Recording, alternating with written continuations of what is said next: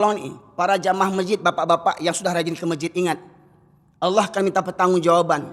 Bapak hanya soleh untuk diri sendiri, untuk lingkungan sendiri, tapi di kota Pekanbaru, baru saya tahu sejak saya safari dakwah di Pekanbaru, ada penjualan minuman keras bebas di Jalan Juanda sana. Betul Pak? Dekat rumah siapa tuh Pak? Di samping rumah Bapak Wali Kota. Pertanyaannya, le punya mato Pak Wali itu? Ada mato itu. Mohon maaf kok Pak Wali, ambo bukan ingin menyindir Pak Wali, ambo mengingat Pak Wali. Pak Wali disumpah dengan Al-Quran untuk menjaga amanah Allah Subhanahu wa Ta'ala. Dan tugas pemimpin memberantas kemaksiatan, amar ma'ruf, nahi mungkar. Dake rumah dinas menjual arak, berkali-kali ganti wali kota, tidak ada yang bisa memberantasnya. Bayangkan. Bismillahirrahmanirrahim. Assalamualaikum warahmatullahi wabarakatuh. Alhamdulillah nahmaduhu wa nasta'inuhu wa nastaghfiruh. Wa na'udzu billahi min syururi anfusina wa min sayyiati a'malina may yahdihillahu fala mudhillalah wa may yudlilhu fala hadiyalah. Asyhadu an la ilaha illallah wahdahu la syarikalah wa asyhadu anna Muhammadan abduhu wa rasuluhu alladzi la nabiyya ba'dah. Allahumma shalli wa sallim ala nabiyyina Muhammad wa ala alihi wa sahbihi ajma'in. Qala Allah Ta'ala fil Qur'anil Karim, a'udzu billahi minasyaitonir rajim. Ya ayyuhalladzina amanu taqullaha haqqa tuqatih wa la tamutunna illa wa antum muslimun. Amma ba'du, masyaallah muslimin, Bapak Ibu sekalian, sidang jamaah yang dirahmati oleh Allah. Bersyukur kita kepada Allah Subhanahu wa Ta'ala karena sampai malam hari ini Allah masih melimpahkan berbagai nikmatnya kepada kita sekalian hingga kita bisa melaksanakan sholat berjamaah dan mengikuti majelis ilmu di tengah-tengah lingkungan kita, di tengah-tengah keluarga kita, sementara kita melihat saudara kita yang lain yang tertimpa musibah. Mereka saat ini dalam keadaan mencekam karena terus ada saja banjir bandang susulan yang membuat mereka trauma. Setiap turun hujan membuat saudara-saudara kita trauma di semua daerah yang terkena musibah, baik di Sumatera Barat, di Sumatera Utara maupun di Nangro Aceh Darussalam. Untuk itu maka kita buktikan rasa syukur kita kepada Allah Subhanahu wa Ta'ala karena Allah masih memberikan peluang bagi kita untuk merasakan kenyamanan, keamanan, ketentraman dalam beribadah. Semoga nikmat ini tidak dicabut oleh Allah Subhanahu wa Ta'ala. Semoga nikmat ini senantiasa menyertai kita sampai akhir hayat kita dan kepada seluruh anak keturunan kita. Salawat dan salam kita aturkan kepada junjungan kita Nabi besar Muhammad sallallahu alaihi wasallam yang dengan utusnya beliau menjadi rahmat bagi seluruh sekalian alam. Bapak sekalian, sebenarnya saya mengadakan safari dakwah ke kota Pekanbaru ini sudah lebih 1,5 tahun yang lalu. Ketika istri pertama saya masih ada dan sekarang yang saya bawa istri yang kedua. Jadi alhamdulillah istri saya sudah 2 Pak, tapi bukan batambuah, baru mengganti baru. Alun baga alun talok untuk batambuah leh, mengganti barunya. Dari bini pertama alhamdulillah dapat anak 6, bini kedua langsung dapat anak 2. Ya, jadi dari bini kedua kok alun diproses leh anak yang berikutnya, sedang dalam perencanaan.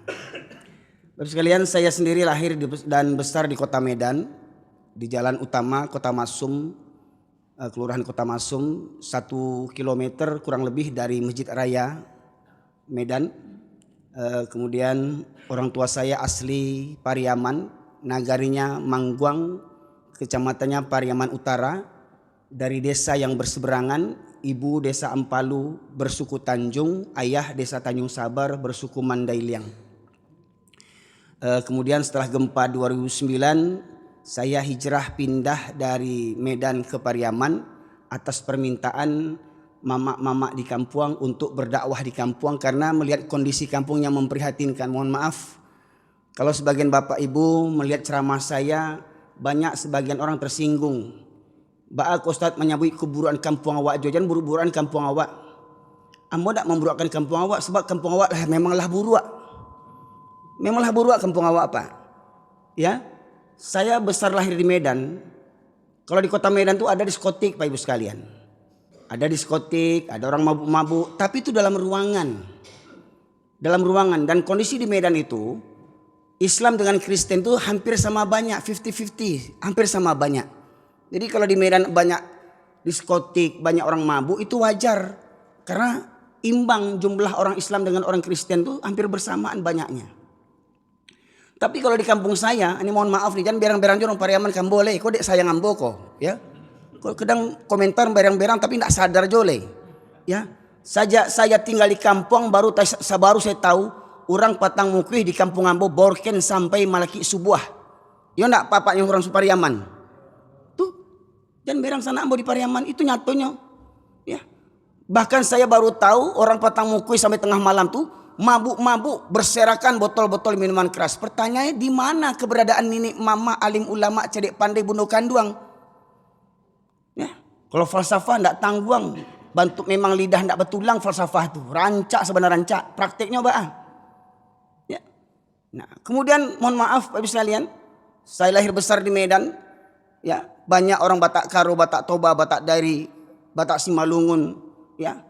Nggak pernah bocah lihat orang Batak Kristen tuh bergonceng-gonceng juanjiang sauto, juanjiang sore-sore keluar, juanjiang pagi-pagi keluar, juanjiang. Kok sampai di Pekanbaru nampak juga orang membawa anjiang leh.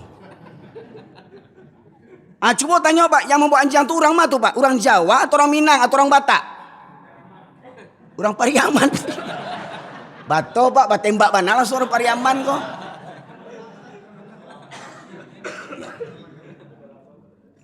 Makanya mohon maaf, ada yang protes sama Ustaz. Yang baburu tuh ndak orang di Pariaman, di Minang aja Ustaz. Di Jambi ada orang baburu, pasti orang Minang. Di Bengkulu ada orang pai baburu juanjiang, pasti orang Minang. Di Pekanbaru ada pasti orang Minang. Coba buat survei. Jadi mohon maaf jangan berang lo orang Minang kambo. Faktanya begitu. Orang Kapi aja ndak buat bantu atu. Orang Minang yang buat bantu atu. Nah, tuh adek sia tuh. Sauto juanjiang, bangun jeng-gonceng juanjiang, bapak luak juanjiang. Jangan berang lo Pak kambo, jangan berang jo juambo udah juambo, koreksi diri. Nah, hobi itu mulia, ya. Dek hobi itu bakal mati itu anjing mau mandian kau tuh. Ya. Mati dek baburu anjing tuh penyumayangan kau tuh. Hobi boleh, tapi jangan melalaikan sholat. Coba survei Pak. Di antara yang anggota yang probit, coba survei berapa banyak yang sholat. Coba jujur aja lah. Ya. Aku ke Patang Ambo dilaporkan ke Polda. Dia tersinggung orang-orang yang punya anjing tuh. Ya. Pas lo Dewan Penasihat Pembinanya, anggota Dewan sama parahnya jual anjingnya. Nyato awak sampaian dakwah tersinggung lo tuh bukan. Jadi bak ketor Minang kan banyak pepatah kok. Kalau burak muko jangan camin di pacahan. Ya. Kalau burak muko jangan camin di pacahan. Koreksi jo muru awak muko. Kok sumbiang muncung awaknya salahan orang. Kok hitam kulit awaknya salahan orang. Ya, cari diri awak lo. Ini mohon maaf Pak, saya ceramah ini bukan cari muka anda. Saya ceramah ini dek sayang ke orang kampung Ambo, orang Minang khususnya. Ada orang menyebut, Pak Ustaz jangan orang Minang juga usah kaji. Banyak orang Jawa bantu aja perangainya. Iya bantu atu, orang Jawa ada bantu atu, orang Batak ada bantu atu. Cuma nih yang punya falsafah adai bahasa di sarak bahasa di kitabullah, sarak mengatu adai imam. Makanya cuma orang Minang yang punya. Kok orang Minang berpegang teguh kepada falsafah tu ndak kan ada orang Minang yang sholat seminggu sekali dah. Kok berpegang teguh orang Minang jo falsafah tu ndak ada orang Minang yang suka bampok. Nah, coba lihat yang bampok tu sia di kampung awak. Orang Cina atau orang Minang? Gayanya orang Pariaman banci ke orang Cina ndak ada di kampung awak do. Perangai orang Cina orang Pariaman yang mengarajuan. Ya. Ya. Karena jo bampok tu kerja siapa? Dulu mau ketek-ketek suka nonton film Cina Pak, Mandarin, Andy Lau, wah, ya, Stephen Chow, Chow Yun Fat, ya, Jackie Chan, ratu-ratu orang tuh dikasih kopinya, bampok Pak, betul enggak? Yang bampok tuh dari muda sampai ke gaek, Itu di Minang itu di Pariaman tidak ada orang Cina bantu itu. Sebab apa? Lah digantikan parangai orang Pariaman asli. Nah jadi para jamaah sekalian mati Allah. Itu makanya kenapa saya berulang-ulang mengkaji ini. Agar kita tubuh ilallah taubatan nasuha. Mari babalia kita bertaubat kepada Allah Subhanahu wa taala. Bangkitkan batang nantarandam. Falsafah tu yobana rancak, Pak. Tidak ada orang lain punya falsafah tu. Tapi ingat jangan falsafah tu dimuncuang jo. Harus dibuktikan dengan amal perbuatan. Kalau falsafah cuma dimuncuang jo, atau namanya orang munafik namanya itu. Orang munafik itu dikarak-karak narako tampaknya. Nah, masyarakat muslimin rahmatullahi Allah, safari dakwah saya biasanya pada akhir tahun ini, tahun lalu saya laksanakan safari dakwah di Jakarta. Namun sejak saya menikah lagi, saya belum berangkat ke Jakarta karena biasanya 4 bulan sekali saya berangkat ke Jakarta untuk safari dakwah, Bapak Ibu sekalian. Berhubung di akhir tahun ini ada tradisi jahiliyah yang selalu terulang-ulang, selalu berulang. Ya, tradisi kekafiran. Yang tradisi kekafiran ini ternyata banyak orang Islam yang mengerjakannya. Satu, ya, banyaknya orang Islam bertasyabuh meniru-niru orang kafir dalam merayakan tahun baru. Ya. Masehi. Ya. Kemudian bertepatan pula di ujung November hingga awal Desember berulang lagi musibah di ranah Minang. Tahun yang lalu saya sudah ceramah tentang musibah. Kawan-kawan inilah yang merekam dulu tahun lalu itu ceramah saya. Ya. Mungkin Bapak Ibu yang orang Bukit Tinggi di Simpang Batabuh, Bukit Batabuh, ya, dekat Sungai Puat, nampak bekas musibah itu, di mana rumah-rumah dekat musola itu hilang semuanya, hanya surau yang tagak di Bukit Batabuh tuh Pak. Letakkan apa itu? Hilang rumah tuh, padahal sebelumnya kita masuk surau itu lewat gang itu. Kiri kanan ada rumah. Samping depan ada rumah. Hari ini rumah-rumah itu habis. Musola saja yang tegak sekarang satu-satunya. Pertanyaannya, ada enggak kita mengambil pelajaran daripada itu?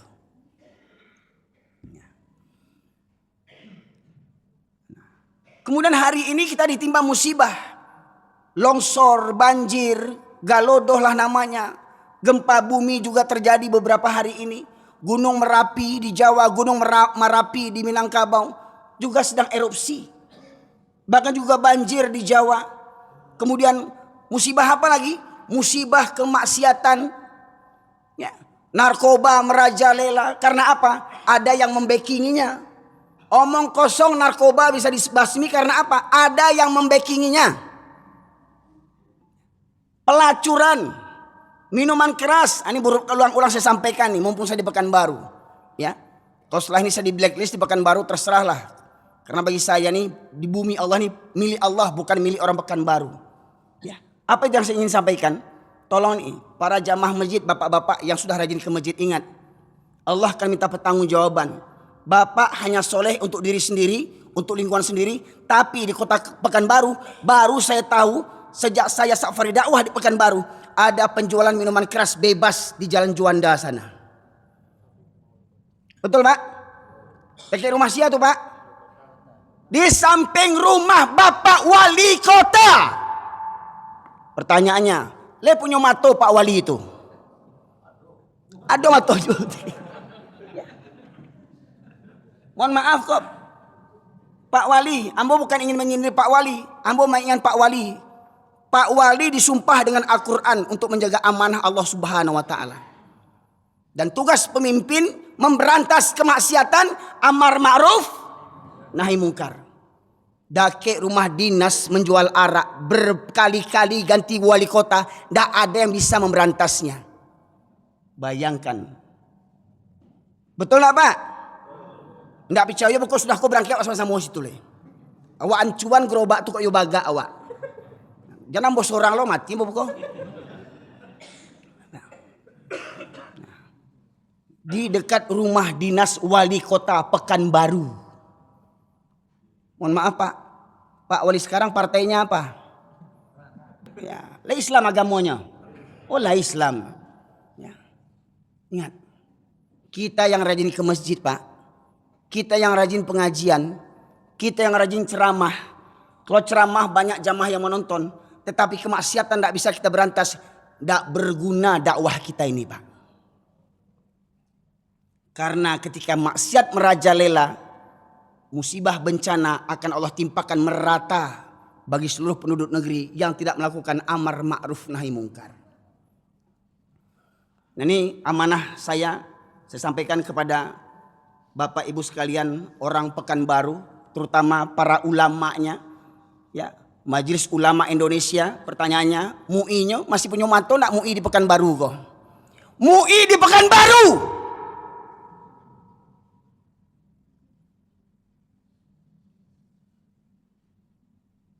Kalau ilmu tidak diragukan, MUI di Pekanbaru. Mohon maaf para MUI ulama. Mohon maaf para ulama. Hancurnya sebuah negeri. Yang pertama, karena rusaknya masyarakat berawal daripada rusaknya pemimpin. Rusaknya pemimpin karena rusaknya para ulama. Kalau orang kampung bilang 3 tungku sajarangan. Ya. Tapi kok bukan 3 tungku sajarangan patah rominang, 3 tungku kerusakan. Rusak ulamanya, pasti rusak pemimpinnya. Rusak pemimpinnya, pasti rusak rakyatnya. Maka kloplah musibah itu akan ditimpakan Allah Subhanahu wa taala. Saya berharap setelah saya safari dakwah kali ini, Pak Wali Kota, pejabat-pejabat pemerintahan Kota Pekanbaru, aparat berantas tuh penjualan minuman keras. Ingat, setiap hari penjual minuman keras berniaga, Bapak Wali Kota menanggung dosanya. Pejabat-pejabat Pekanbaru, anggota Dewan Pekanbaru menanggung dosanya. Ada anggota Dewan yang datang sekarang Pak? Ada anggota Dewan yang datang? Sekian banyak ini. Calon. Oh, calon. Aduh. Kok yo ada calon sih kok datang, rajin kamu saji angke calon tuh. Nggak perlu punya modal miliar-miliaran jadi pejabat. Itu namanya rasuah, itu namanya korupsi. Kalau ada calon dewan keluar duit biaya, korupsi. Ya. Haram hukumnya Pak. Jadi pejabat menyogok, termasuk menyogok masyarakat dengan serangan fajar, sumbangan sosial melaki kali pilih, haram hukumnya. Baik sekalian rahmati Allah. Ya. Kenapa saya cenderung dinilai kareh dalam berdakwah? Sebab kita ini memang tinggal ini Pak. Kalau pepatah bilang kita sudah berada di ujung tanduk Pak. Kita tinggal disembelih juga, tinggal disembelih jali, tinggal dibawa ke rumah potong kita nih Pak. Ya. Karena dalam sebuah riwayat, saya sampaikan awal kajian ini dari satu hadis Rasulullah Sallallahu Alaihi Wasallam, ya, yang diriwayatkan dari Thauban radhiyallahu anhu, ya, bahwasanya Rasulullah SAW bersabda, "Yushiku an tada alaikum kama tada al akalatu ila qas'atiha." Faqala qail wa min kilatu nahnu yauma idzin ya Rasulullah. Qala bal antum katsir walakinakum gutha'un ka gutha'is sail. Wa la yanza'ana Allah min suduri aduikum mahabbatan minkum wa la yaqdhifana Allah fi qulubikumul wahan. Faqala qail wa mal wahan ya Rasulullah? Hubbud dunya wa karahiyatul maut. Dalam pencarian saya di Google, hadis yang dihimpun oleh Yayasan Tazkiyah memberikan hadis ini dengan judul Persekutuan Bangsa-Bangsa dalam Memerangi Islam. Persatuan bangsa-bangsa dalam memerangi Islam. Persatuan bangsa-bangsa Pak, singkatannya apa? PBB, memerangi Islam. Sadar enggak kita Pak Ibu? PBB memerangi Islam. Mirisnya ada persatuan negara-negara Islam. Namanya apa Pak? OKI ya? organisasi konferensi Islam, ya. Ya.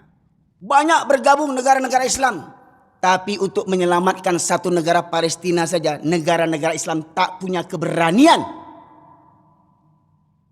Padahal di masa Rasulullah, bahkan juga di masa Khalifah Mu'tasim Billah, seorang wanita yang dilecehkan pakaiannya, seorang wanita di pasar diikat kerudungnya hingga tersingkap auratnya, rambutnya, memekik perempuan ini, "Ya Mu'tasim Billah, wahai Khalifah Mu'tasim Billah, di mana engkau berada? Aku dihinakan."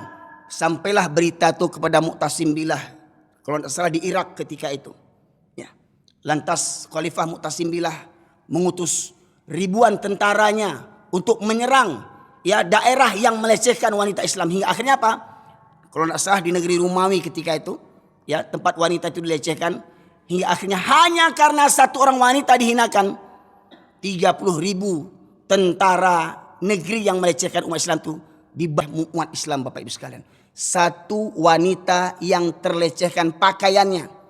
Hari ini berapa banyak umat Islam yang ternoda, berapa banyak umat Islam yang dilecehkan, bahkan Al-Quran dilecehkan. Pernah lihat Pak? Bahkan dosa jauh-jauh Pak, di tanah datar, kalau tidak salah setahun yang lalu, ya, seorang pemuda yang KTP-nya Islam membawa Al-Quran ke kamar mandi, ditaruh di lantai Qurannya, dia kencingi Quran itu, Pak Ibu sekalian. Quran dia kencingi. Ya. Pernah Bapak Ibu lihat banyak orang melecehkan Quran? Diambil Quran, dikuyak Quran, dibawa ke WC untuk ceboknya. Pernah dengar Nabi dihinakan? Pak Ibu sekalian. Tetapi tidak ada pembelaan terhadap umat Islam, Pak Ibu sekalian. Agama kita dilecehkan. Umat Islam yang banyak ini tak berani membela kehormatan umat Islam.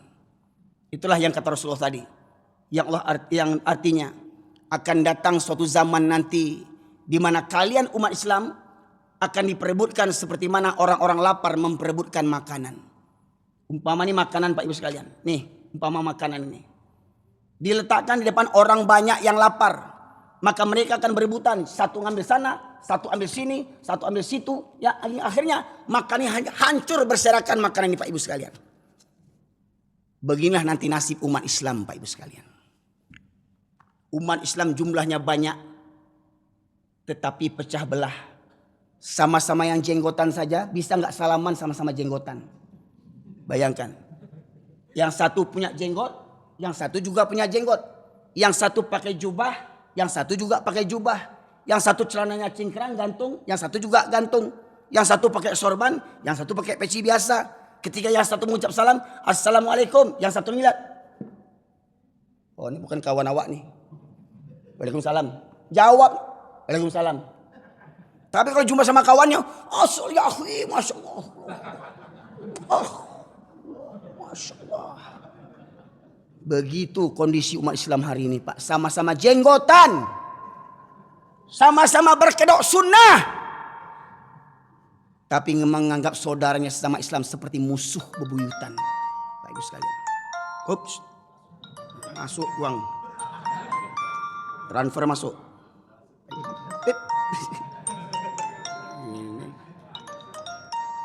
Pak Ibu sekalian rahmati oleh Allah, ya.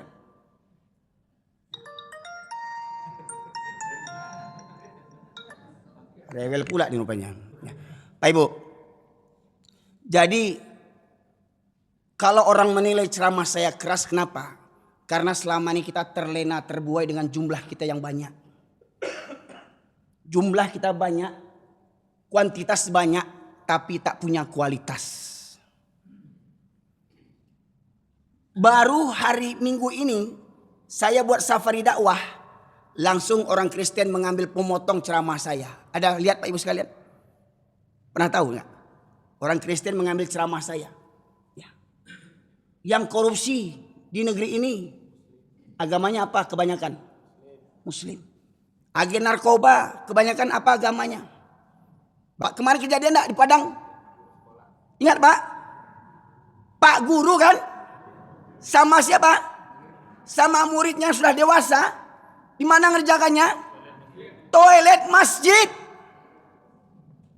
Pak guru dengan muridnya lah sama-sama kawin babini, lah sama-sama punya anak, kurang joleh. Di kamar mandi masjid, bayangkan. Jadi saya bukan ingin membuka aib Pak. Beginilah parahnya kita hari ini. Mengajak kita semua sadar Pak. Iblis itu tidak pernah berhenti untuk menyesatkan awak.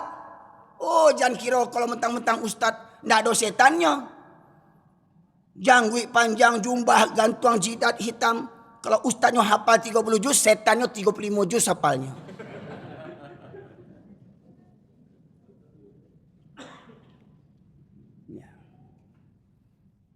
Jadi ambo bukan ingin memburukkan ulama pula Pak. Maknanya apa? Jangan terlena, jangan terpedaya dengan penampilan casing Pak. Termasuk kepada ambo pribadi. Jangan terpedaya dengan penampilan casing. Lihat bagaimana kehidupan kita sehari-hari. Nah, baru gemuruh angin lah cameh awak Pak. Baru bergemuruh angin itulah cameh awak. Lihat orang tuh longsor gunung longsor baa perasaan orang tuh Pak. Ya. Ini Allah akan menguji kita Pak. Allah akan menguji kita. Benar tidak solat yang kita kerjakan selama ini? Solat yang benar itu bukan yang nampaknya khusyuk. Allah.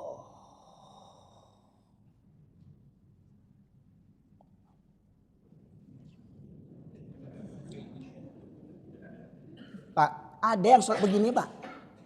Tetangga saya di Medan dulu begitu. Kok saya waktu itu saya masih kecil. Kalau saya tempeleng ini bapak-bapak pula ini. Kalau sebaya saya tempeleng itu. Betul Pak. Wallahi tidak ngada-ngada saya. Bukan itu yang masuk ke khusyukan Pak. Solat yang benar itu. Innas sholata tanha anil fahsya'i wal munkar.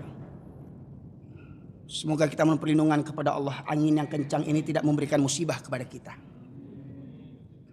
Karena memang Pak, kalau kita ambil pelajaran zaman nabi-nabi terdahulu dengan berbagai macam Allah binasakan.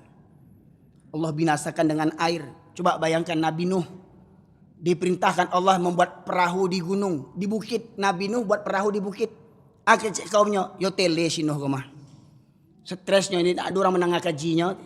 Membuat kapal di bukitnya, yo pajak ko tele kemah kalau bahasa awaknya Pak.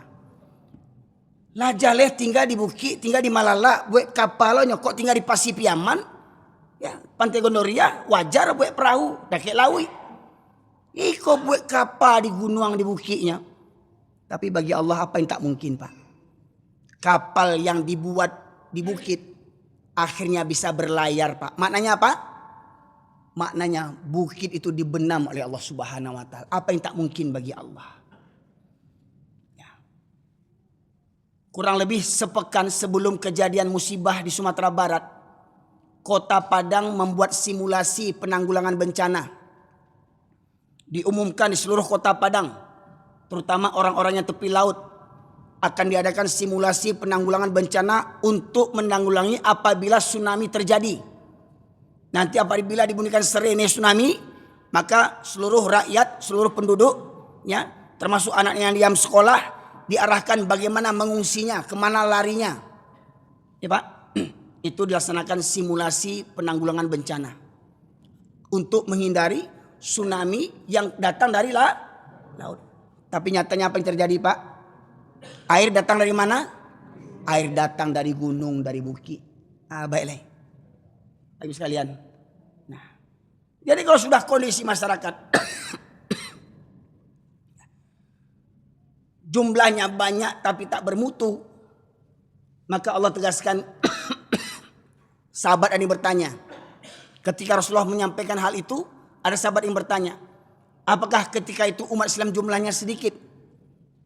Kata Rasulullah, bahkan ketika itu jumlah kalian umat yang terbanyak, tapi banyaknya kalian seperti buih di atas air. Dan Allah cabut rasa takut dari dada musuh kalian. Allah cabut rasa takut dari dada musuh kalian. Maknanya apa? Maknanya mereka itu pada hakikatnya takut kepada umat Islam.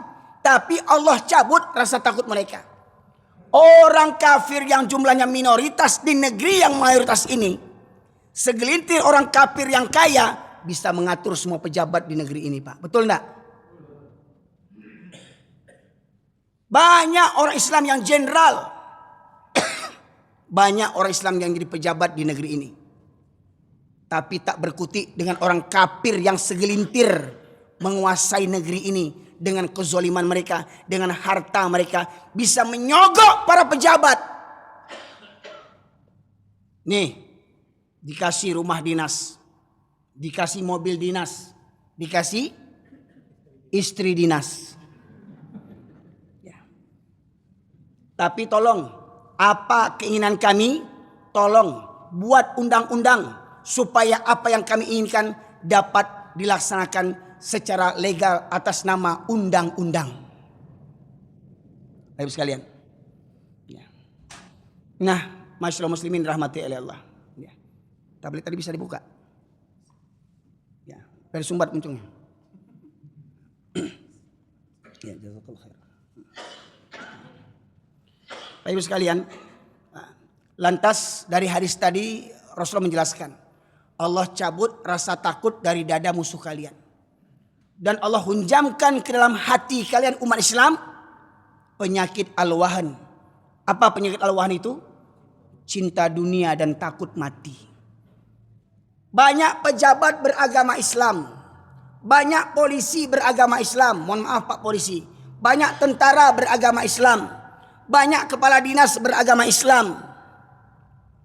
Tetapi mereka lebih takut kepada atasan dibandingkan kepada Allah Subhanahu wa taala. Betul tidak? Bahkan guru-guru yang mendidik anak-anak untuk menjadi pemimpin di masa depan, bahkan di sekolah pun hari ini Pak, kong kaling kong. Untuk apa? Untuk menghancurkan mental pendidikan di Indonesia ini. Apa contohnya? Demi dapat akreditasi sebuah sekolah, maka dinas pendidikan memberikan arahan agar di sekolah itu jangan anak-anak dikasih nilai 6-7 ke bawah. Semua anak harus nilainya 8 sampai ke atas. Padahal anak itu bodoh. Matematika tidak bisa tambah-tambah, tidak bisa kali-kali, tidak bisa bagi-bagi, tidak bisa. Membaca pun tak bisa.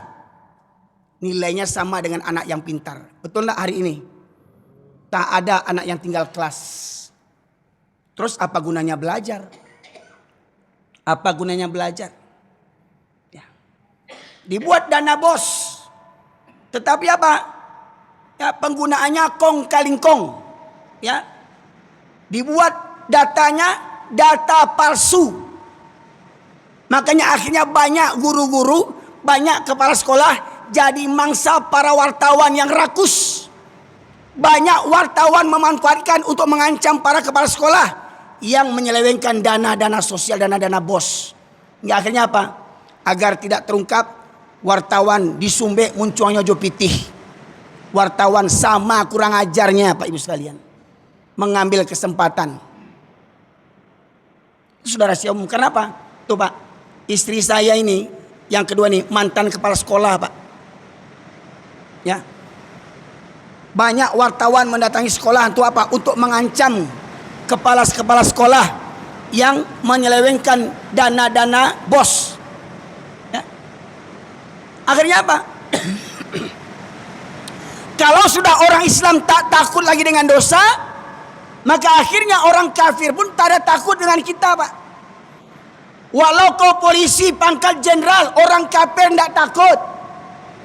Walau kau tentara pangkat jenderal, orang kafir tidak takut. Walau kau jadi presiden, walau kau jadi menteri, orang kafir tidak takut. Kenapa? Karena para pejabat menderita penyakit al-wahan, cinta dunia dan takut mati, menghalalkan segala cara demi pangkat dan jabatan. Kalau saya tidak kerjakan perintah atasan, nanti saya kena mutasi.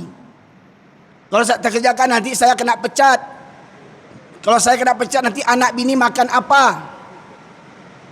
Betul lah Pak Ibu? Banyak orang-orang pejabat-pejabat hari ini tak bertuhankan kepada Allah lagi, tapi mereka bertuhankan kepada pemimpin atasan mereka. Begitu pula hari ini. Kalau hari ini kita berbicara tentang Isra dan Mi'raj, ternyata hari ini banyak orang Islam yang masih sholatnya seminggu sekali. Walau mungkin di komplek ini alhamdulillah yang hadir pada malam hari ini ramai jamaahnya, tapi pasti tak sebanding dengan jumlah warganya. Betul tak Pak? Tadi berapa RW tadi Pak? 3 RW. Berapa RT itu? 11 RT. Saya yakin kalau hadir semua tak muat masjid ini Pak. Betul tak? Ternyata masih ada orang yang rumahnya bertetangga dengan masjid, bersebelahan dengan masjid, hadap-hadapan dengan masjid, tak sanggup berangkat ke masjid. Ke kantor sanggup, macet jalan di Panam sanggup berangkat ke kantor, ke masjid tak sanggup. Jam kerja hujan tetap berangkat, tidak ada mobil, pakai mantel naik Honda. Ada mobil terabas jalan banjir. Ke kantor, ke pasar, mencari pitih. Keluar lagunya, gunung kan ku daki, lautan ku seberangi, surau aku lewati. Talok pai ke pasar, talok pai ke kantua, tapi tidak talok pai ke musajid. Islam 7 keturunan. Ya. Maka tidak heran apa kata Allah. Fawailul lil musallin. Neraka wil bagi orang-orang yang solat. Lah solat neraka wil untuknya. Alladzina hum an salatihim sahun. Yang mereka lalai daripada solatnya. Kadang solat, kadang tidak. Ini survei lagi Pak Ibu sekalian, survei ini. Berapa banyak pengantin yang meninggalkan sholat waktu pesta pernikahan? Betul tak Pak? Mana banyak yang sholat dibandingkan yang tidak para pengantin itu? Mana yang banyak sholat dibandingkan yang tidak para pengantin tuh? Padahal dia anak Pak Haji, anak Bu Haji. Pesta biaya pernikahan 20 juta, 100 juta, 200 juta. Tetapi pengantin tak sholat, neraka. Satu hari satu keluarga dibawa pengantin ke neraka. Kenapa? Tidak ada amar ma'ruf nahi mungkar di tempat pesta itu. Ayah ibunya haji hajah, tiap tahun pergi haji, tiap bulan pergi umroh, kaulaan. Ya. Tapi anak baralik nak solat nak diingean. Mati mangame anak daro di pelaminan. Ndak ada yang mengingean. Sibuk bah foto sadanya. Kemaksiatan yang merajalela, yang dianggap biasa, maka tunggulah azab dari Allah Subhanahu wa taala. Surat Al-A'raf ayat 96 Allah berfirman, A'udzubillahi minasyaitonirrajim. Walau anna ahlal qura amanu wattaqau lafatahna 'alaihim barakatim minas sama'i wal ard walakin kadzdzabu fa akhadnahum bima kanu yaksibun. Kalau sekiranya penduduk negeri-negeri ini beriman dan bertakwa kepada Allah, maka akan kami bukakan pintu berkah dari langit dan bumi, kata Allah. Tetapi penduduk negeri ini menustakan ayat-ayatku, maka kusiksa mereka, kuhancurkan negeri mereka karena ulah perbuatan mereka sendiri. Jadi musibah banjir Pak, longsor itu bukan karena angin monsun, bukan karena musim hujan, bukan karena kayu gelondongan, tapi karena dosa dan maksiat kita semuanya, warga bangsa Indonesia. Yang tak berani beramar ma'ruf nahi mungkar. Banyak ulama tak berani mengingatkan penguasa yang zalim. Penguasanya zalim. Banyak ulama tak berani mengingatkan penguasa yang zalim. Bahkan menjilat kepada penguasa yang zalim.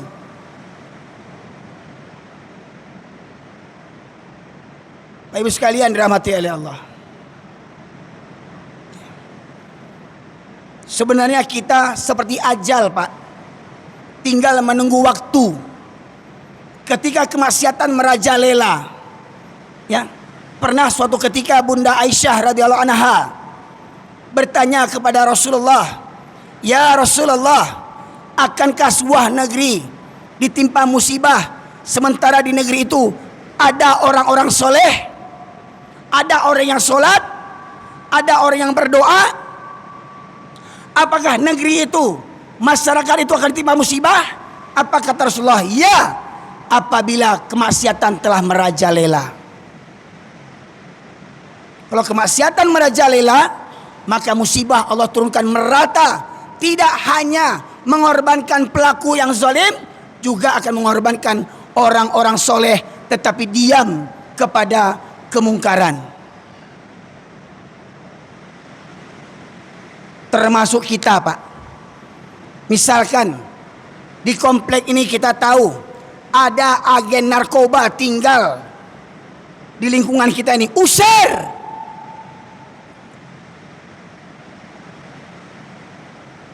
Mohon maaf, Pak. Dulu di Minang saya dengar orang nikah sasuku diusir dari kampung. Maka nih saya suku Tanjung, lahir di Medan. Ketemu jodoh perempuan suku Tanjung di Pekanbaru. Saya orang Tanjung Sabar di Pariaman, dia orang Lubu Alung misalkan. Sama-sama satu suku. Dalam adat orang Minangkabau tidak boleh nikah sasuku. Itu adat Minangkabau. Tapi kalau dalam Islam boleh enggak? Pertanyaannya, kita pakai Islam atau pakai adat? Itu satu. Kalaulah memang dianggap salah nikah sasuku, dulu kabarnya orang yang nikah sasuku diusir dari kampung, betul Pak? Pertanyaannya, mana lebih besar, dosa meninggalkan sholat dengan dosa nikah sasuku? Mana lebih besar, Pak, dosanya? Dosa meninggalkan sholat dengan dosa nikah sesuku, mana lebih besar dosanya? Lebih besar dosa yang meninggalkan sholat. Kok dapet orang yang tidak sholat di kampung awak diusir dari kampung?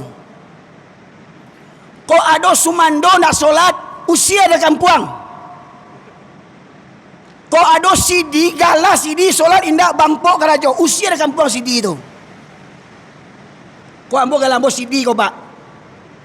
Akunya mau sabit Sidi, jangan tersinggung orang lain. Kok ada Sidi, galas Sayyidi, sholat bila takana, usir dari kampung, biang bala. Jadi apabila jumlah orang yang sholat tak sebanding dengan orang yang tidak sholat, maka orang yang sholat itu nanti akan mendapatkan musibah dari Allah Subhanahu wa Ta'ala. Masyarakat muslimin dirahmati oleh Allah. Maka di penghujung tahun ini sebenarnya itulah kita pun sudah menjadi korban konspirasi, Pak. Kita lebih hafal tahun Masehi dibandingkan tahun Hijriah. Coba jujur. Tahu enggak kita?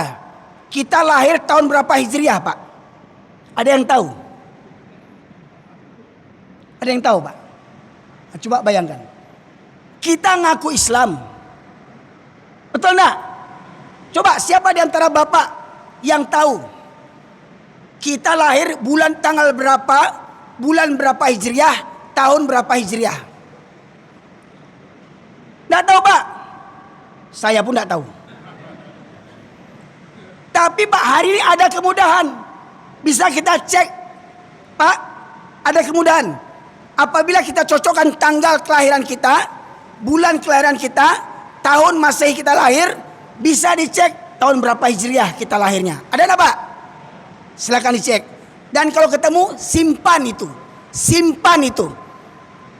Tanggal berapa Hijriah, bulan berapa Hijriah, tahun berapa Hijriah, tanggal lahir kita. Namun akhirnya gini, bagaimana? Kita berpatok kepada tanggalnya orang kafir. Jadi Bapak Ibu sekalian dirahmati oleh Allah, kehinaan kita ini karena apa? Karena kita mengabaikan ajaran Islam karena kita lebih cinta dunia dan takut mati. Tadi hadis Rasulullah menyebutkan, Allah cabut rasa takut dari dada musuh kalian. Pernah terungkap perkataan tokoh Yahudi bernama Goldamir. Apa katanya? Kita tidak perlu takut kepada umat Islam selagi masjidnya umat Islam di waktu subuh tidak seramai seperti waktu sholat Jumat. Jadi ukuran kekuatan umat Islam dalam sebuah negeri, dalam sebuah lingkungan, ukuran umat Islam imannya kuat atau tidak, lihat dari jamaah sholat subuh. Maka Buya Hamka pun memberitahukan, kalau ingin melihat orang Islam, lihat waktu sholat hari raya. Banyak orang sholat hari raya ke lapangan, ke musaji. Yang pampok sholat, agen narkoba sholat, koruptor sholat, yang makan uang haji sholat, yang pai ke gereja Natalan, ya, yang pai Natalan ke Vatikan sholat, bahkan nyo jadi imam. Tahu ndak orangnya Pak? Imam masjid besar di Indonesia pergi ke Vatikan memperingati Natalan dan jadi pejabat di negeri Konoha. Bayangan Pak. Ya. Maka kata Buya Hamka, kalau ingin melihat orang Islam, lihat waktu sholat hari raya. Tapi kalau melihat orang beriman, lihat waktu sholat subuh. Di mana? Di masjid. Siapa yang rajin ke masjid, itulah tanda orang yang beriman. Bapak Ibu, kalau mau cari menantu, jangan di kantor BRI, jangan kantor polisi, jangan kantor gubernur. Cari di masjid. Siapa yang selalu ke masjid, ambil jadi menantu. Walau umurnya 60, 70, 65. Calon-calon menantu nih. Ambo yakin apa-apa kok bininya baru seorang baru. Masih ada jatah 3, kok lai baga.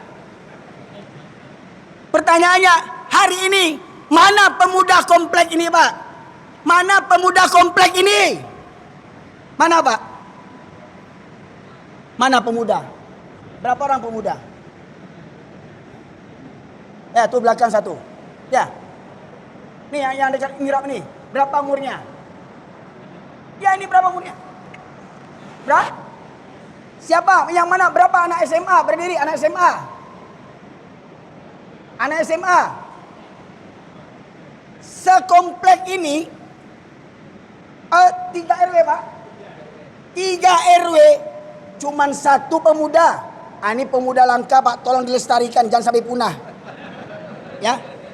Ini pemuda langka nih. Tolong dilestarikan jangan sampai punah.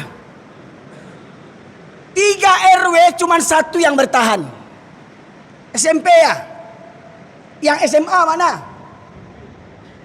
SMA? SMP. Mana yang SMA?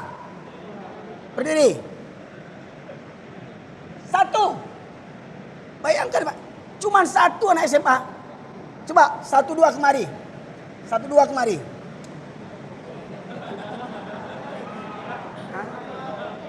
Ada. Oh, ya jangan keluar dari dalam dia.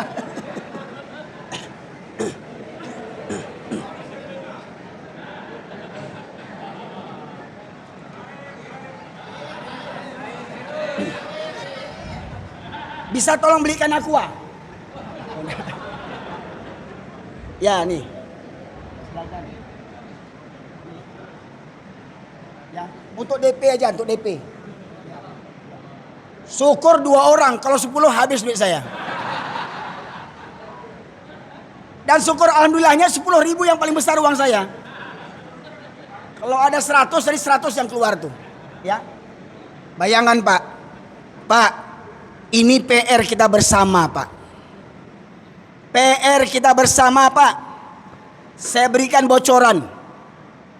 Ingat, tadi orang Yahudi mengatakan kita tidak perlu takut kepada umat Islam selagi masjidnya umat Islam di waktu subuh tidak seramai seperti waktu sholat Jumat. Maka upaya kita untuk menggetarkan musuh kita orang Yahudi, apa caranya?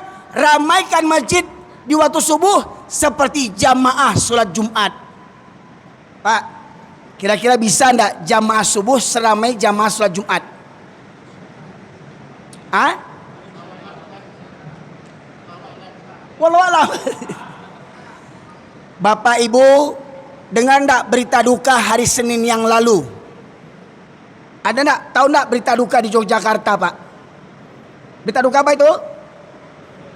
Meninggalnya Ketua Dewan Kemakmuran Masjid Jogokarian, Ustadz Jazir, yang punya konsep saldo masjid harus nol. Saldo masjid harus nol. Jangan bangga saldo 20 juta, 50 juta, 100 juta. Jangan bangga. Masjid Jogokarian saldonya nol. Kenapa begitu? Kalau ada jamaah yang terlilit hutang, tak bisa dia lunasi, tak sanggup, tak mampu dia lunasi, memang untuk kebutuhan hidupnya dia berhutang, tak terbayar, masjid yang melunasinya. Kalau ada jamaah, tak ada biaya berobat ke Awal Bros, tak ada biaya berobat ke rumah sakit Kota Pekanbaru, masjid yang membayarnya. Kalau ada jamaah, tidak ada biaya sekolah anak dari SD sampai sarjana, masjid yang menyekolahkan. Kira-kira masjid kita bisa tidak begitu, Pak? Pak, masjid kita bisa tidak begitu? Tidak bisa. Ya. Ayo sekalian. Dari Masjid Jogokarian terlahirlah Masjid Kapal Munzalan di Kalimantan. Ya, sebelum istri saya meninggal, saya diundang ke Masjid Kapal Munzalan di Kalimantan. Setiap bulan, Pak, Masjid Kapal Munzalan yang besarnya mungkin masjidnya dari dinding ini sampai ke tiang. Tetangganya orang Cina kafir banyak, Pak. Cina kafir tetangganya banyak. Tetapi masjid ini bisa menggalang infak setiap bulannya 5 sampai 9 miliar tiap bulan. Infaknya tiap bulan 5 sampai 9 miliar. Itu uang. Infak beras digerakkan oleh masjid bisa sampai 800 ton tiap bulannya. 300 sampai 800 ton penebaran beras infak setiap bulan. Dan masjid ini punya mobil wakaf 35 kurang lebih. 3 diantaranya mobil Alphard. Untuk apa? Menjemput jamaah sholat. Jamaahnya, Pak, yang rumahnya jauh dijemput dengan mobil Alphard. Bukan menjemput bupati, Pak. Tidak percaya, Pak? Klik di YouTube Masjid Kapal Munzalan. Klik di YouTube. Saya sepekan diundang ke situ, Pak. Ya.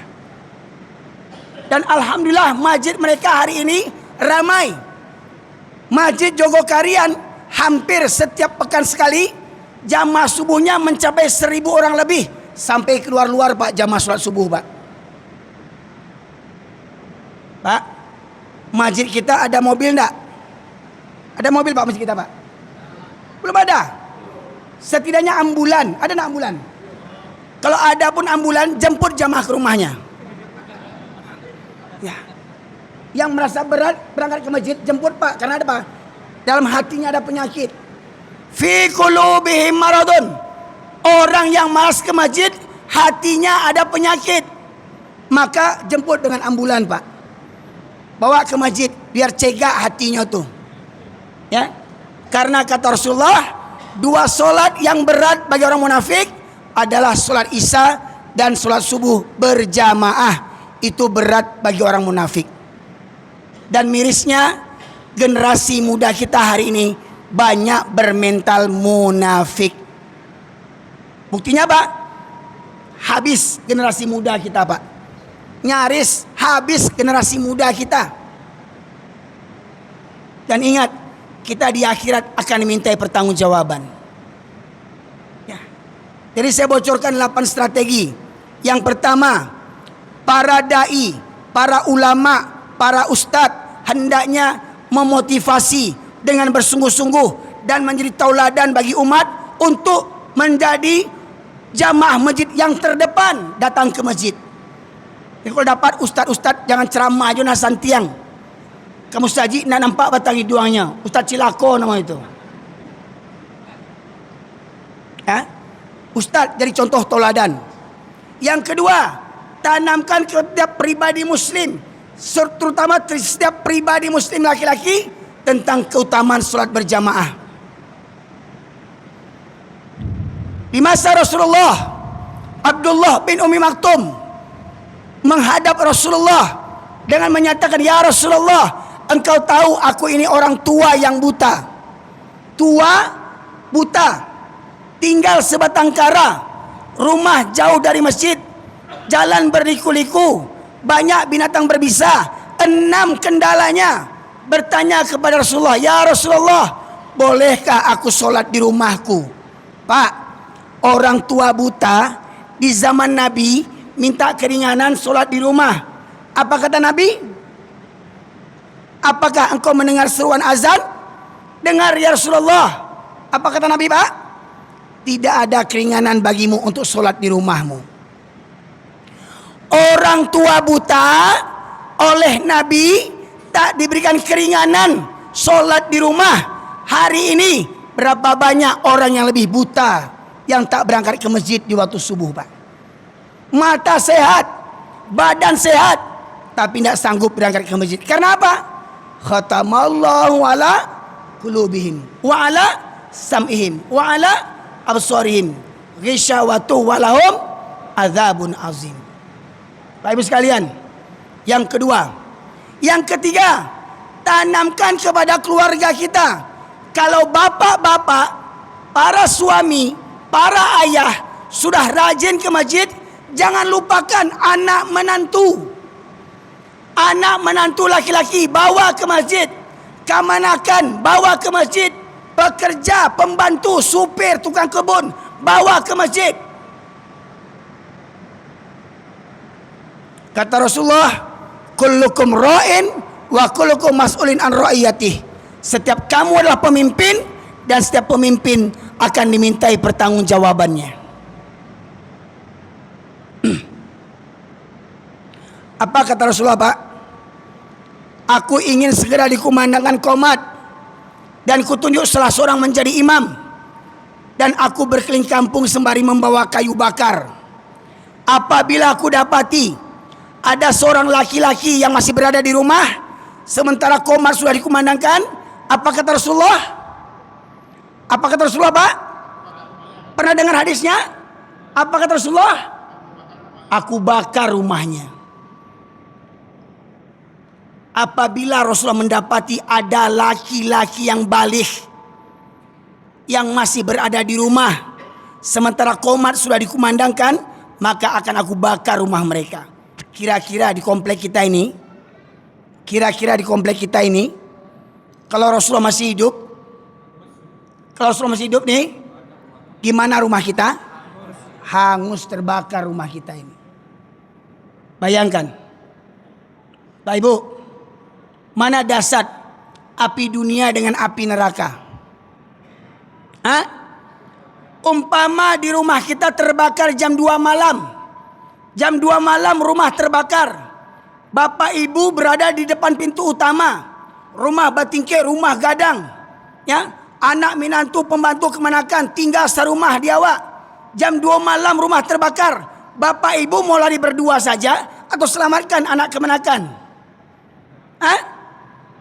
Itu jam 2 malam. Anak menantu di kamar pakai AC. Spring bed selimut tabah. Jam 2 malam terbakar rumah. Baca roman jagoannya, ketuk pintu. Sultan, Sidi, rumah terbakar Sidi. Nah, itu penjagoannya, Pak. Rumah terbakar begitu membangunkan menantu. Nak, bangun nak, rumah terbakar nak. Nah, itu penjagoannya. Pak menjagoannya, rumah terbakar. Supaya terkajui, terperanjak orang-orang lalok tu. Nah, didongkak pintu. Tidak terbuka pintu. Minta tolong orang kamu. Tolong anak ambo tak ruang. Itu, Pak. Datang orang kampung didongkak. Tuah. Kironyo anaknya kau lalok kah? Kau selimuitnya kah? Hah? Bas selimuit tabanyo di asit. Bah menjagoannya. Sidi, rumah tabaka Sidi.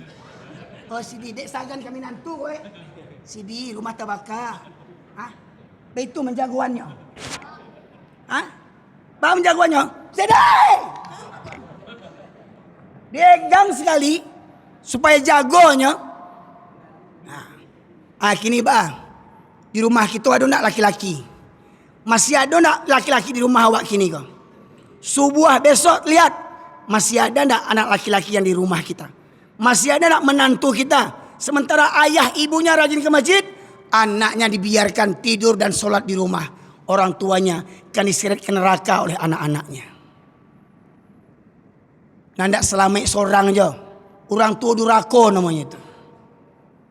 Orang tua ndak amanah. Dan ingat, amanah itu, anak itu amanah dari Allah Subhanahu wa taala. Bapak sekalian rahmati Allah. Yang ketiga, tanamkan kepada keluarga tentang keutamaan salat berjamaah. Yang keempat, dari lingkungan aku, Pak RW, Pak RT. Alhamdulillah setahun yang lalu saya di perumahan Sidomulyo, Sidomulyo seberang sana Pak. Ya. Itu kami mengadakan mabit, malam bina iman dan takwa. Anak pelajar, anak sekolah, pemuda, remaja, kita bawa tidur di masjid malam minggu. Malam minggu pemuda kita bawa ke masjid. Kita ajarkan tahsin dan tajwid. Kita ajak nonton film Islami. Kita ajak solat tahajud. Kita ajak subuh berjamaah. Kita kasih sarapan gratis. Kita ajak keliling kampung, keliling RT RW, Pak Ibu sekalian. Rame pelajar tuh Pak. Pertanyaannya, di RW kita ini pernah dibuat begitu enggak di masjid kita ini? Pak, apa yang banyak orang Pinang kok, terutama apa-apa jual-jual Ambo kok, ya.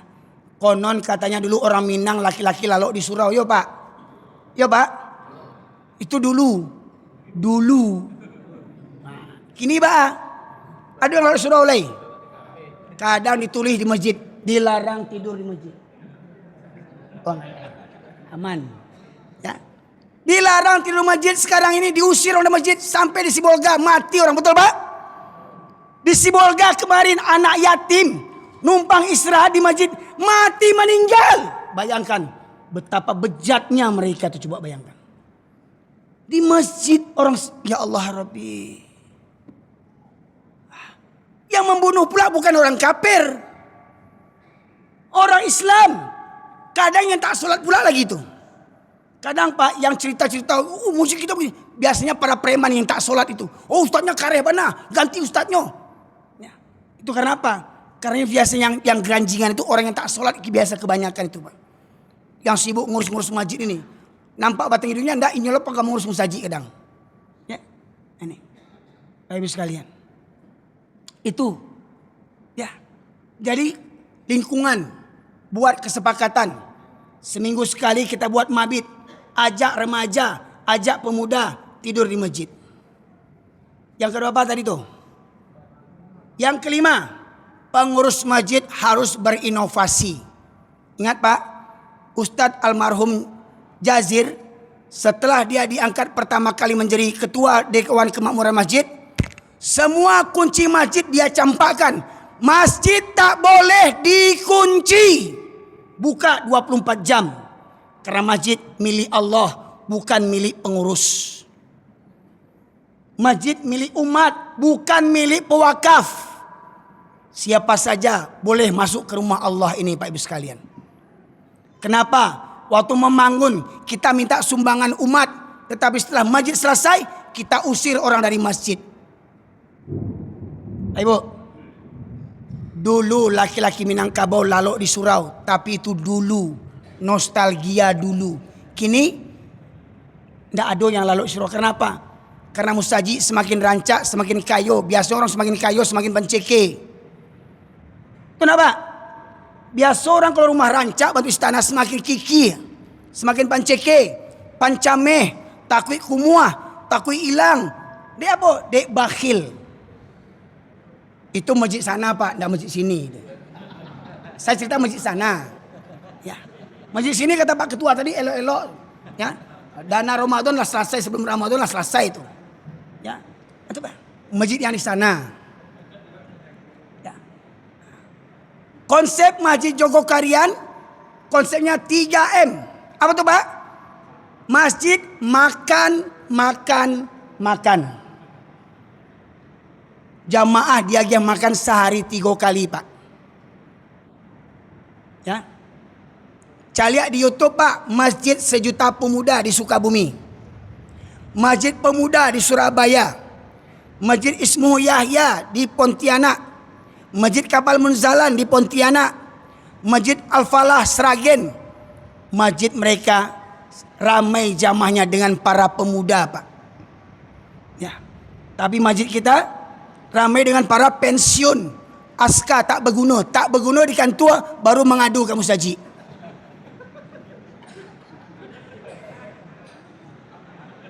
Lah kena stroke baru ke surau.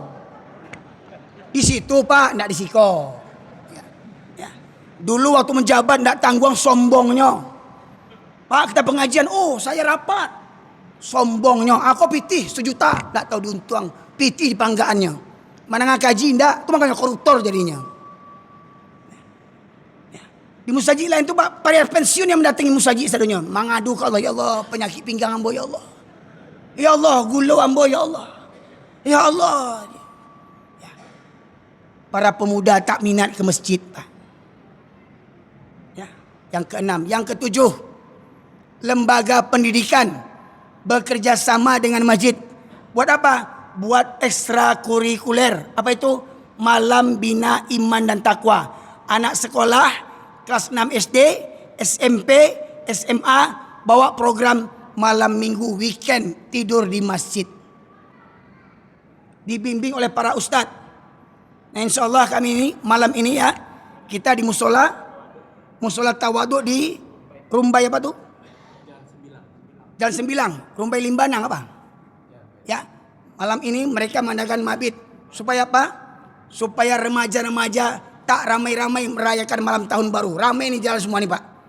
Orang kafir yang pesta, orang Islam yang meramaikannya. Coba bayangkan. Orang kafir yang punya perayaan, orang Islam yang meramaikannya. Maka salah satunya kumpulkan remaja pemuda buat kegiatan di masjid.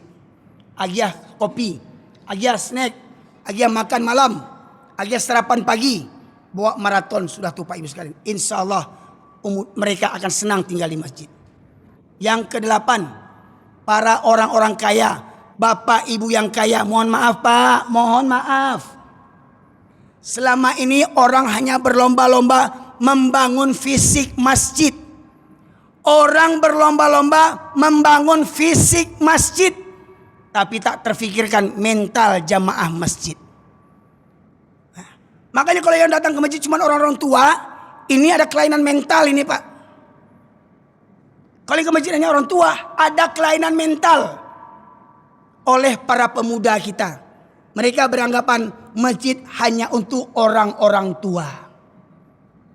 Kalau saya masih muda, nanti datang ke surau bakawan jua Pak, kau capek tua wak, kau cerita tua, cuma mati ceritanya terus. Ya. Kalau kawan-kawan jua selefil awak kan lah suah. Cerita bola, cerita iko, cerita binatang film kan itu. Ya. Binatang film kok bintang. Ya. Lihat. Jadi seakan-akan pemuda itu seakan punya nampak tulisan masjid khusus para manula. Karena pemuda nggak ada yang masuk. Betul lah Pak? Ada nggak wirid pengajian di masjid kita ini rutin? Ada Pak? Berapa kali sebutkan Pak? Setiap pekan ada. Pertanyaannya, berapa persentase peserta dari pemuda? Hah? Berapa persentasenya? Mohon maaf Pak, masjid kita belum berbuat apa-apa. Mohon maaf. Apa kata Rasulullah? Tanda-tanda kiamat. Islam hanya tinggal namanya saja lagi. Islam hanya tinggal KTP. Quran hanya untuk dibaca tulisannya saja tadi. Tapi tak diamalkan. Masjid banyak, masjid ramai, masjid megah, tapi kosong dari hidayah. Mohon maaf, banyak pengurus takut mengundang Ustadz Kareh beko kena tegur sama pemerintah, dak dapat bantuan paripurna. Mental pengemis.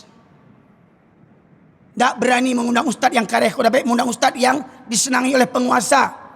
Jamaah, oh jamaah, alhamdulillah.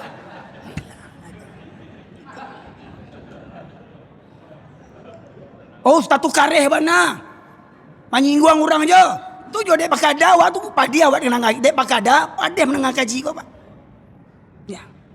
Itu. Jadi orang-orang kaya Pak, bapak-bapak yang orang kaya, mari bersama pengurus kita bangun mental jamaah. Gimana caranya? Layani umat, layani jamaah. Ya. Buat supaya menarik masjid kita, buat ala kafe, buat lampu-lampu yang di atas tuh. Kalau bisa sediakan kafe gratis, wifi gratis. Saya yakin ramai masjid itu. Betul tak Pak? Tak percaya coba beko. Pasti ramai masjid itu. Tapi ingat, kafe itu ada yang mendampingi oleh para ustadz pembinanya. Tak dilapai bantuan tu juga Pak. Jadi ada ustadz yang sama-sama ikut ngopi, sama-sama ikut mautanya, sama-sama ikut galak, sama-sama ikut lalok sama pemuda. Insya Allah masjid kan ramai. Mohon maaf Pak, jangan kita hanya memikirkan beton dan besi masjid, tapi kita lupa memahami, membangkitkan, menghidupkan mental jamaah masjid. Jadi orang kaya, mari sisihkan harta setiap pekan sekali, setidaknya kalau ada wirid sediakan makanan gratis. Setidaknya setiap wirid, kalau belum bisa setiap hari, setiap wirid sediakan makanan gratis. Saya yakin yang malas ke masjid akan rajin ke masjid. Pertama itu. Atau pengurus, ya, Bapak Ketua Pengurus punya inovatif apa tuh? Barang siapa yang sholat berjamaah di Masjid As-Salam akan mendapatkan BLT Rp500.000. Saya yakin Pak, ramai itu Pak. Ya. BLT, ya, yang ke masjid dapat BLT. Padahal Pak, kata Rasulullah, 2 rakaat sholat sunnah fajar di waktu subuh lebih baik daripada dunia dan isinya. Betul Pak? Sholat sunnah fajar antara azan dan qomat subuh, bagi yang mengerjakannya kata Rasulullah itu lebih baik daripada dunia dan isinya. Pertanyaannya, berapa orang yang berebut-rebut mengerjakannya Pak? Banyak orang sibuk cari duit, banyak orang sibuk cari pangkat, tapi tak berminat. Ingat, duit, pangkat, harta dunia akan kita tinggalkan di dunia ini. Dan ingat, hidup kita selamanya adalah di akhirat, dan bekal menuju akhirat adalah iman dan takwa. Semoga akhirnya dengan 8 kajian materi ini, ya, upaya untuk meramaikan masjid supaya lebih ramai seperti jamaah sholat subuh, semoga bertahap kita bisa kembangkan. Kalau dapat Pak, salah satunya penunjang kemakmuran masjid, sedapat mungkin masjid punya channel YouTube, masjid punya alamat Facebook, alamat IG. Jadi kalau bisa rekaman-rekaman begini, masjid punya rekaman khusus milik masjid. Karena apa? Karena apabila YouTube ini banyak ditonton, maka banyak income-nya. Mohon maaf, Saudara Ardi, ada dapat berapa dari YouTube ini dengan kajian? Ada dapat berapa? Hah? Ada 10 juta lebih? Lebih. Satu orang Pak, kalau masjid punya buat begini Pak, kaya masjid kita Pak. Menonton ini Pak, tak terbatas orangnya. Tak hanya orang Pekanbaru, tak hanya orang Indonesia, betul Pak? Sampai ke penjuru dunia. Kok dapat masjid punya channel YouTube? Insya Allah lambat laun masjid ini akan dikenal dunia Pak. Dunia akan mengenal. Oh, Masjid As-Salam, remajanya ramai, pengajiannya ramai, ustadznya tegas-tegas, semangat-semangat. Siapa ketuanya? Pak Ketua. Siapa bidang dakwahnya? Ustaz. Kan? Vira juga nanti Pak. Insya Allah. Maka mari bersama Bak kata orang Minang Pak, basamo mangko manjadi. Bersama pengurus, kita dukung pengurus, kita support pengurus agar bersama kita makmurkan masjid ini. Semua jamaah sumbangkan pikiran untuk kemajuan masjid kita. Semua jamaah berjibaku Apa yang dapat kita berikan untuk kebangkitan umat Islam, terutama kebangkitan jamaah ini. Yang punya pikiran, sebarkan pikirannya. Yang punya tenaga, sapu halaman tanpa digaji. Yang punya harta, gaji para yang petugas kebersihan. Ingat Pak, kalau dapet ya, WC kawa, ambo belum ke WC kok. Kau dapet WC musaji angan cak kok, jangan bon tumbuh ariang jole. Ya. Gaji lebih cleaning service-nya. Kok dapat gaji 3 juta cleaning service, tapi tampe U2, tampe ke sungai ndak ada bon tumbuh ariang. Kau bon tumbuh ariang ganti petugas cleaning service. Ya. Bagaimana supaya bersih kamar mandi kita. Nah, itu. Ya, semoga para jemaah sekalian menjelang Ramadan ini wajah Masjid As-Salam akan menjadi wajah baru yang kedepannya lebih humanis, lebih romantis dengan jamaahnya, lebih memberikan motivasi bagi para remajanya. Dan semoga Bapak Ibu sekalian, Bapak pengurus, para pengurus dan para jamaah senantiasa dilimpahkan berkah dan rahmat oleh Allah Subhanahu wa taala. Semoga para jamaah semuanya di Masjid As-Salam ini Allah limpahkan rahmat dan hidayah. Allah ampunkan dosa-dosa kita semuanya dan Allah jauhkan kita daripada dosa yang akan datang. Semoga kiranya Masjid As-Salam beserta seluruh warga di sekelilingnya terhindar daripada musibah bencana malapetaka. Semoga pula negeri kita Indonesia Allah hindari daripada musibah dan bencana di masa yang akan datang. Semoga saudara kita yang tertimpa musibah Allah berikan ketabahan, kesabaran dan kekuatan iman. Karena sesungguhnya musibah bagi orang beriman tak lain dan tak bukan untuk meningkatkan kualitas imannya. Ketika dia bersabar atas musibah, maka tidak ada yang layak untuknya kecuali surganya Allah Subhanahu wa taala. Semoga saudara-saudara kita adalah orang yang beriman dan bertakwa sehingga Allah berikan ganti yang lebih baik daripada musibah yang mereka dapatkan. Dan semoga kita yang berada dalam kondisi yang aman ini, kita saling bantu-membantu dengan saudara kita yang membutuhkan. Pak, mohon maaf Pak, yang tertimpa musibah hari ini Pak, apakah hanya orang miskin saja? Bapak lihat di Sumatera Barat, perumahan Lubuk Minturun Park. Lihat Pak, itu perumahan orang elit, perumahan orang kaya. Satu rumah mungkin mobilnya ada 3 dan 4. Hari ini mobilnya jadi sampah semuanya. Hari ini rumahnya rata dengan tanah. Hari ini mereka butuh bantuan. Ingat, dunia akan terus berputar Pak. Kadang kita di atas, kadang kita di bawah. Hari ini mereka tertimpa musibah. Siapa tahu ke depan kita pula yang dapat musibah. Hari ini kita membantu mereka. Siapa tahu besok kita pula yang butuh bantuan. Itulah kita manusia. Tidak ada yang sempurna. Maka semoga Allah ampunkan dosa kita semua. Dan semoga kalau Allah ingin mencabut nyawa kita, semoga Allah cabut nyawa kita dengan husnul khatimah. Dan semoga kita istiqomah sampai akhir hayat kita. Dan semoga pula Allah anugerahkan kepada kita anak keturunan yang soleh dan solehah, rumah tangga yang sakinah, mawaddah, warahmah. Hingga satu keluarga kita di dunia, satu keluarga pula kita di surganya Allah Subhanahu wa taala. Demikian saja Bapak sekalian yang dapat saya sampaikan pada kesempatan kali ini.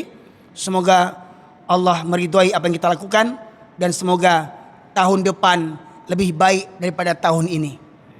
Dan semoga Allah kumpulkan kita di Masjid As-Salam. Semoga pula kita reuni di surganya Allah Subhanahu wa taala. Subhanakallahumma bihamdika asyhadu an la ilaha illa anta astaghfiruka wa atubu ilaik. Alhamdulillahirabbil alamin. Assalamualaikum warahmatullahi wabarakatuh.